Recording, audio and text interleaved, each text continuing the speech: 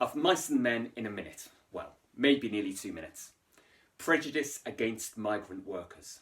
As migrant workers, George and Lenny and many of the others on the ranch live transient lives of dislocation, poverty and insecurity. When they first arrive on the ranch, the boss is immediately suspicious of George, assuming that he's taking Lenny's pay away from him and exploiting him. His prejudiced assumption is that all itinerant workers are dishonest and lacking in integrity. In chapter 4, Curly's wife refers to them as bindlestiffs, resenting the fact that it's Saturday night and her husband and all the other men have gone to Soledad to a brothel for the evening, leaving her on the ranch with the 4 weakest characters. Saturday night, she says, everybody out doing something, everybody. And what am I doing standing here talking to a bunch of bindlestiffs? The bindle is the roll of clothes and bedding that they would carry on their back. So a bindlestiff is a homeless migrant worker, a synonym for a hobo or a tramp. Curly's wife is using language to degrade the men in a chapter that's all about jostling for power and status.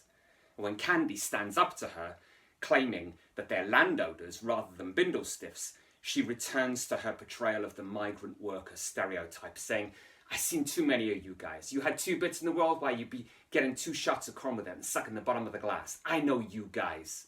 Her prejudiced assumption, or at least the image she chooses to present of the men at this moment, is that they are migrant workers. They're all migrant workers, so therefore they are irresponsible, alcoholic and desperate. Prejudice comes from the Latin prejudicium, prior judgment, judging someone before you've got the facts. The boss judges George and Lenny when he's only just met them. Curly's wife uses her prejudiced portrayal of the men as a tool to belittle them when she lumps them all together as you guys.